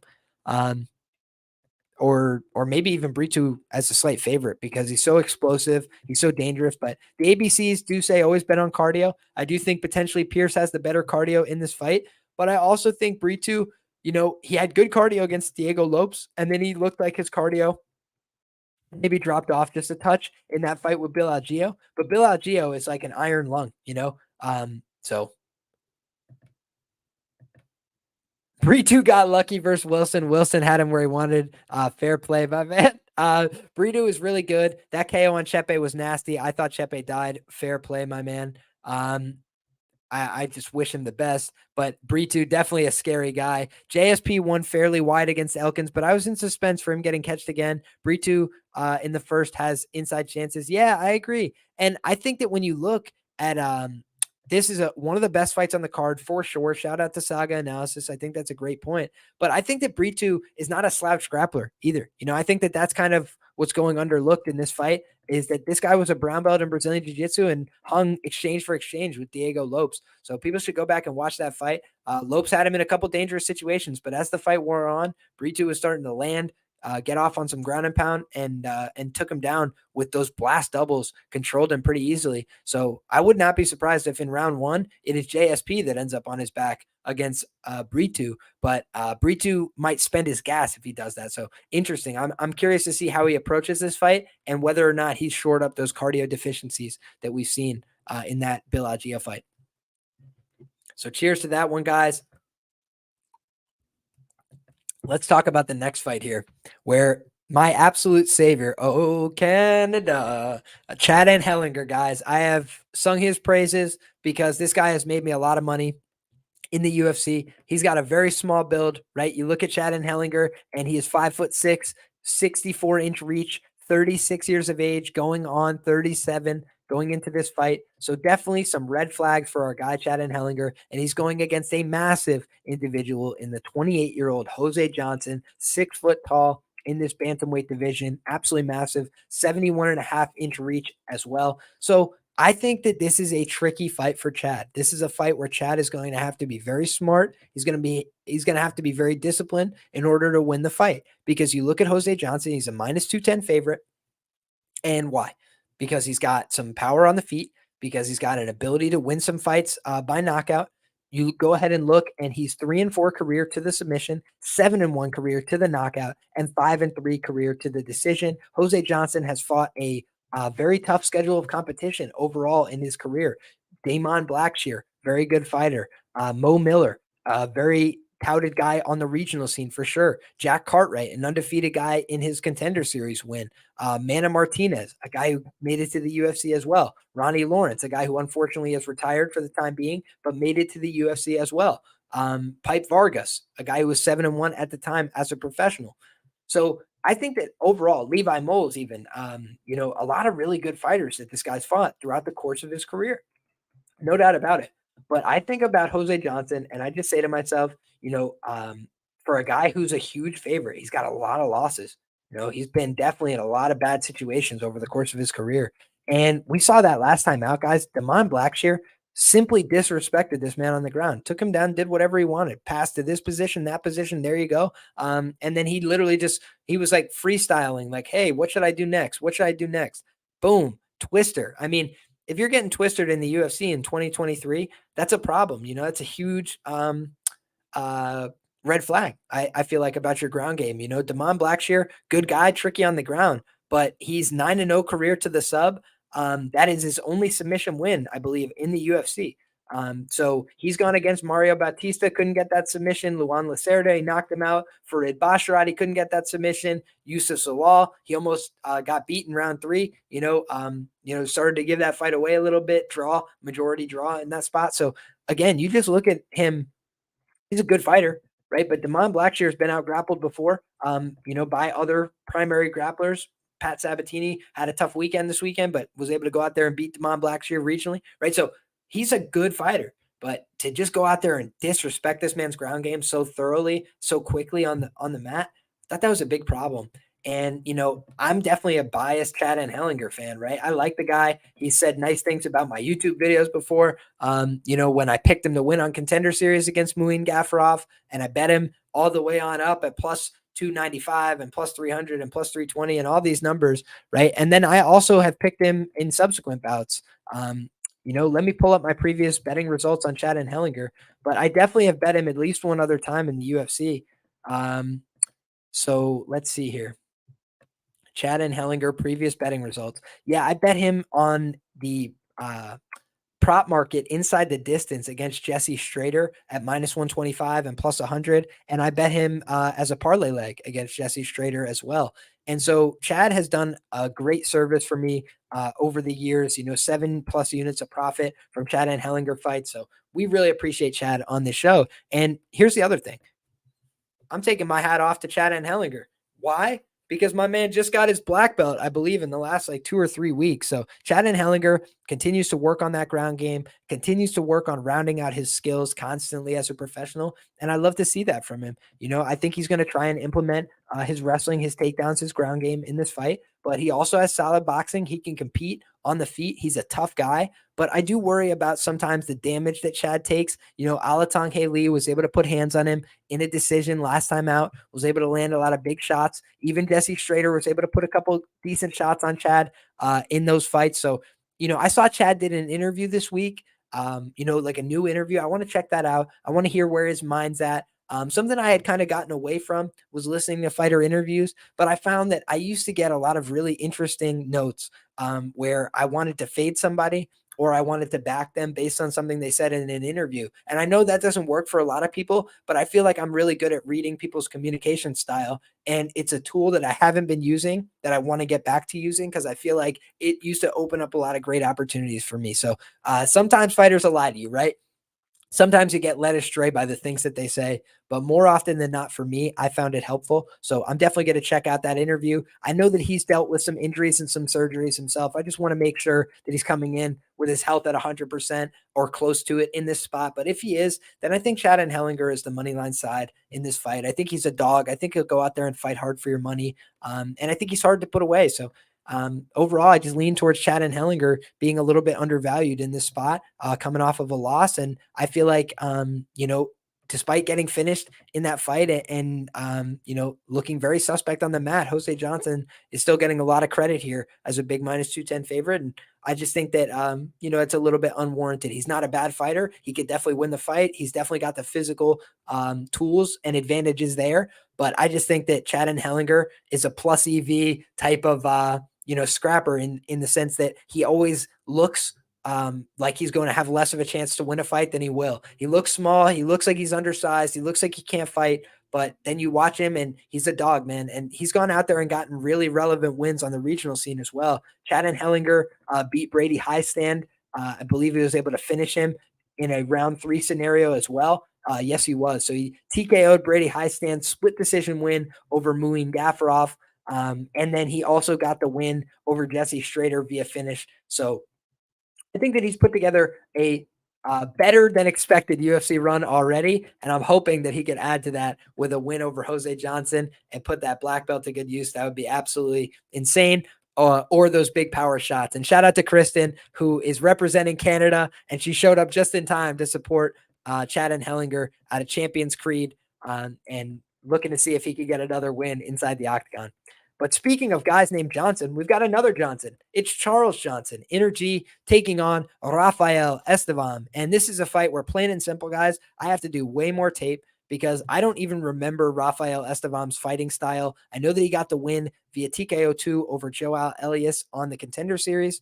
But for whatever reason, I just don't seem to have a ton of notes on this fight in particular. So I think that I will definitely go back and do my due diligence on Rafael Estevam. But what I can tell you for sure is that he pulled out of a fight, or basically was pulled from a fight with Zalga Zumagulov due to a really botched weight cut. I mean, just a huge miss in that spot. So I think that that's something that just doesn't speak to great professionalism necessarily. I'm curious to see what the excuse was for that. I'll go back and look into that, and I'll have an answer for you guys on Thursday. But I do think that that's at least an interesting note. Maybe he doesn't have the professionalism, but on the other side, a guy who doesn't lack for professionalism, but maybe lacks for the results. 2-3 so far inside the octagon for Charles Energy Johnson. Got the split decision win over Zhalgas Umagulov. I'm not sure that he earned that win. I thought that was very close, very within the margins. But conversely, he was able to go out there and lose a split decision to O'Day Osborne that I thought was up in the air, that probably could have went either way as well. So Charles Johnson hasn't always got the benefit of the doubt from the judges. Lost 2 unanimous decisions to Cody Durden, Muhammad Makayev, 2 guys with pretty dominant wrestling styles. Didn't get finished in either of those fights. Fought hard for the full 15 minutes, but he's just a guy that can be controlled with that rear waist lock. Doesn't really have great answers for that at this point in his career. So I think that that's something he's got to continue to work on, just trying to find ways to be hard to hold on to, because guys have just negated a lot of his offense and a lot of his activity by holding on to him, stagnating his positions, and he just doesn't always have the physicality to separate. So you need to have that in MMA, otherwise guys can shut you down. And with Jimmy Flick, that was a little bit predictable. I felt Jimmy, coming back maybe with a little bit less preparedness than he needed for that spot, and so Charles was able to put him away, but Charles historically just doesn't have that many finishes in the early going. You look, he's got a couple round 4 finishes, round 5 finishes, and he's got a lot of decisions as well, 4 and 5 and fights that go the distance though. So the judge is just not always seeing it his way. And that's a problem for me. Rafael Estevam on the other side, 4-0 in fights that go the distance. So the judges have never gone against him. And in terms of the knockout, the submission, he's never been finished as a professional. So this is the real step up for him, right? Going from fighting a Joel Elias, who, had a decent record on paper, but maybe was a little bit undersized. Now taking on a guy who is really going to be, a potential problem in Charles Johnson, who's fought a lot of high-level guys, who's been around for a long time, who's got that pretty solid cardio.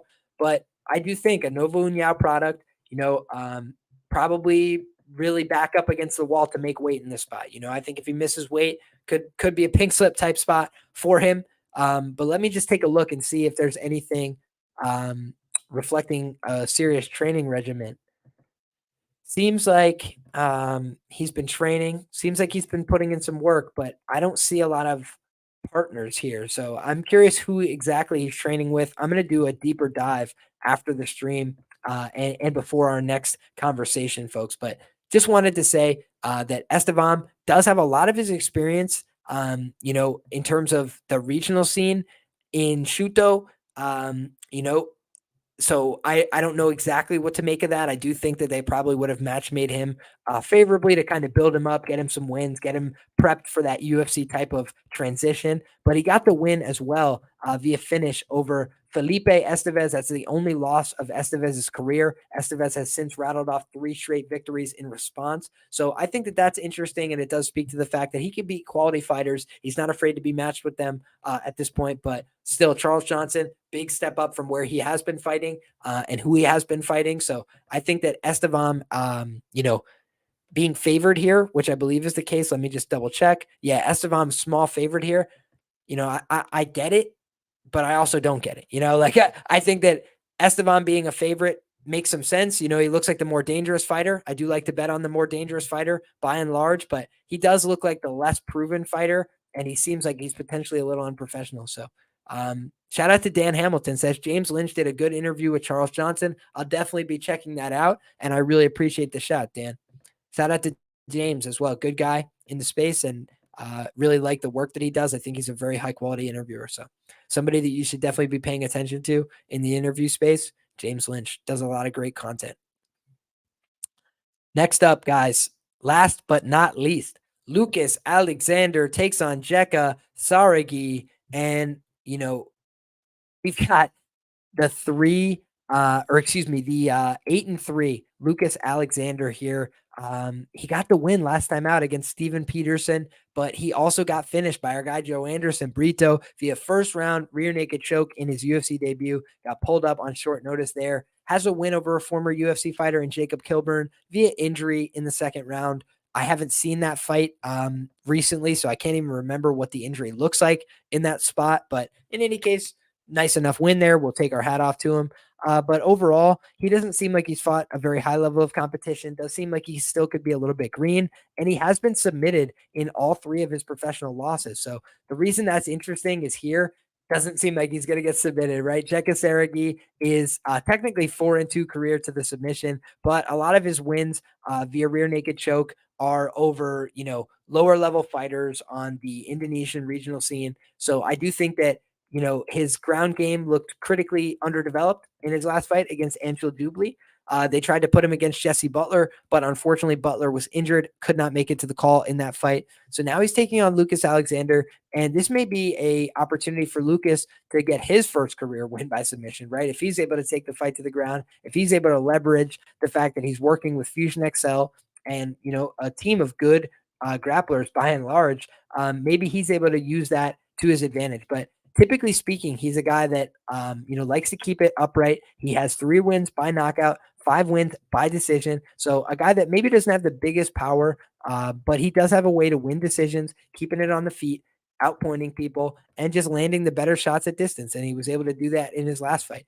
But in this fight, Jekka would be a guy that you probably want to take it to the ground with. He's got very heavy low kicks. He's a guy that can kind of get caught exchanging on the feet. He's there to be hit, but he also lands really hard shots when he goes. He can commit to his offense, and he kind of takes a lot of risks. So, that can pay dividends, or it could get you caught. It could get you knocked out. And last time out, Anfield Dubli, a guy that looked suspect against Mike Breeden in his UFC debut, was able to go out there and get the win. But Jekka did seem like a fun guy. He did seem like a guy who's capable of pulling off these upsets. People thought he was going to get washed by Wan B. Kim or Wan Bin Ki, on the road to UFC. He was able to knock him out there. Same thing against Pawan Mansingh. He was expected to lose that fight as well. So I believe twice he came through as a dog on the show. And then by the time he got to the final, people were really expecting big things from him, and the ground game just showed itself to be a problem. But I'm sure that he's trying to improve that. He's got to know that that's the biggest hole, the biggest flaw in his game. But he's not a very big guy. He is managed by Graham Boylan, funny enough, who I believe is the Cage Warriors promoter. Yeah, so that's an interesting relationship there for Jekka. And I'm trying to get a feel for where he might be training at in the lead up to this fight. But I'm not seeing it in terms of teammates. Here we go. MMA Fight Academy. Let's see here. MMA Fight Academy. Okay, so it looks like he's training in California. So that's interesting to me. I'm definitely going to look a little bit deeper into Jekka, but it's just going to be hard to close the gap on some of those grappling deficiencies in this short a time. But if the fight plays out solely on the feet, I think that could certainly be interesting. That could lead to an interesting outcome here that people aren't expecting. Because if you go over and look, Lucas Alexander, he opens up in this fight as a -150 favorite. He's been steamed all the way out to a -450 favorite in this spot. So the public's certainly loving them some Lucas Alexander this week. But I think you're going to start to see some buyback eventually on Jekka. I know last time out, he didn't look like he had much to offer on the mat. And I certainly think that that's a huge flaw that's going to be hard to correct. But if it just turns out that Lucas Alexander wants to keep it on the feet and strike it out, I think it could turn into a much more honest fight than the number. So I'm going to do my due diligence on all these fights, but I think that there's some potential live underdog shots along the way, and this might be one of them. So great fights, interesting scraps, a lot of potential finishes, and a lot more research still to be done throughout the course of the week. So I have my social media A-sides done. I have most of the previous performance and odds range done. About to send that out to the Patreon as well. And I'm going to start doing my, first notes and write-ups for these fights. But basically, guys, I'll run you through one time really quickly what I wrote down. This is my first look show. So this is my first lean when I just wrote down what I thought about each fight. And we'll just run through quick as a quick recap for the show. So main event, fight doesn't go the distance. Just feels like the ticket to me. Why get too involved with which one of these guys is going to find the finish, just assuming that one of them will eventually find the finish. Both guys have been finished in their losses. Both guys finished their wins. So just feels to me like somebody is destined to get finished in that main event. When you look at the co-main event, feels like a dog or pass, but I also could see the merit for Morales by KO. He's got a lot of power. We've seen Semmelsberger test that chin, but maybe didn't have the finishing instincts there to put Jake Matthews away. For Morales, that would be his ticket potentially to getting a win here over a seasoned vet in Jake Matthews. For the featured bout, Chase late props or the KO prop felt like potential ways to play it for me based on the arguments that I made during that breakdown. I will clip the show and I will make sure that I have timestamps available for you guys after the fact so you can go back and listen to specific matchups and analysis and see whether you agree or disagree. And then also I will have a later breakdown in the week. So we'll see if my thoughts change at all when I do further research. But in any case, Talbott, I also lean TKO 2 or 3 in this fight. He's a guy that tends to take some time to get his reads, but once he gets them, he tends to start overwhelming his opponents, landing a lot of big shots. And I do think that Payton Talbott has been steamed out, on some sharp books for a reason. And he opened as a big favorite as well. So coming in on the Contender Series, not something I want to be chasing those, huge money line prices. But again, if I can find a good price on the prop, maybe that's a way I'd look to play it. For Ribas, it does feel to me like the ends by KO is a potential play. Pinheiro, I'm not sure if she's got the cardio to go. I'm not sure what her defensive wrestling and grappling is going to look like. But I do think that, Ribas is potentially the one with the ground advantage, but Pinheiro might have the power advantage. She just looks like a more built woman.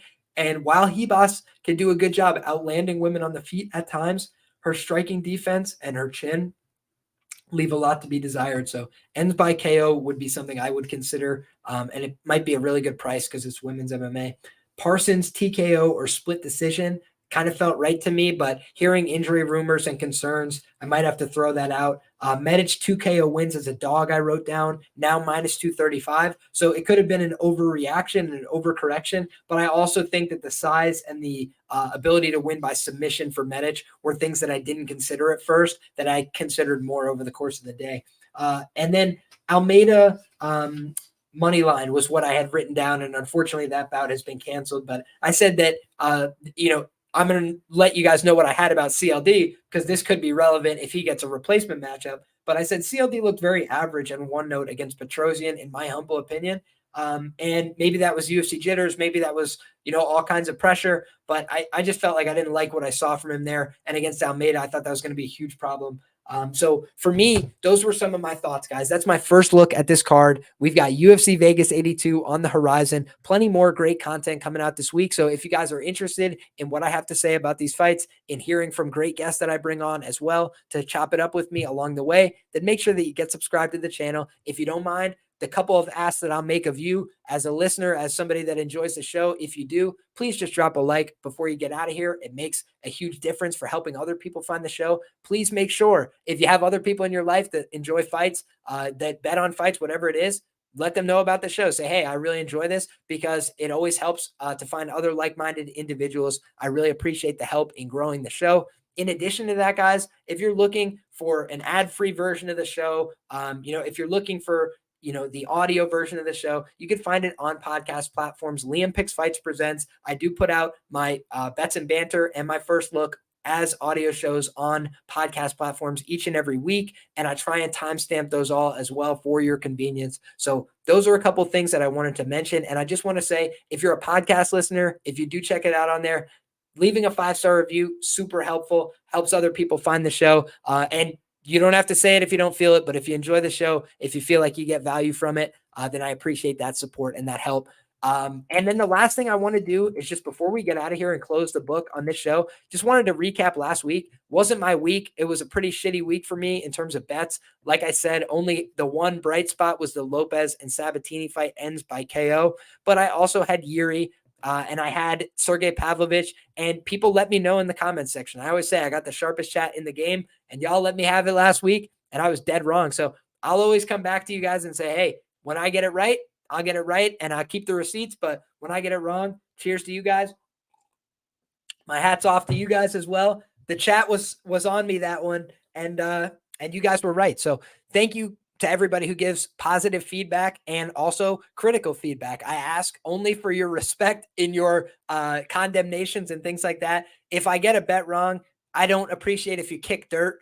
But if you want to say, hey, Liam, I was on this read and I got it right. I'll only congratulate you. And I think if you go back and look at the comments from last week, somebody said, hey, Liam, I'm on Aspinall. I tried to go back and say, hey, congratulations, because that's the way that this game works. There's a winner, there's a loser. And if you don't learn from your losses, you're doomed to repeat them. So for me, it's another opportunity this week to get back to work. You never let your highs get you too high. You never let your lows get you too low. So I had 2 winning weeks in a row, had a little setback there, and now I'm excited to try and get back to the winning track this week. And the good news is, looking at my previous bets on betmma.tips, I am, plus 11.68 units on this crop of fighters for a 23% ROI. So another very successful crop of fighters for me. That was why I was so confident going into UFC last week, UFC 295. I had a really good historical return on those set of fighters. Didn't work out my way. It's another reason to never let your highs get you too high. But I want to just point out, we start each week with the knowledge that the bookmaker's not going to pay us for the work that we did last week or last time that these fighters were here. So we got to look at each matchup for what it is, each fighter for what they are, and say, hey, what is the context of the matchup and how do I think it's going to play out? That's what I plan on doing between now and Bets and Banter. So I can't wait to see you guys all again Thursday, but stay tuned. If you're subscribers to the channel, each one of the fights that we talked about will be clipped out. So if you want to go back and revisit, you'll have an easy opportunity to do so. That's it. Thanks, everybody. God bless. Good luck. And I hope that you guys all enjoyed the show. Come back next time. We'll have all the same fun again. Take care, everybody.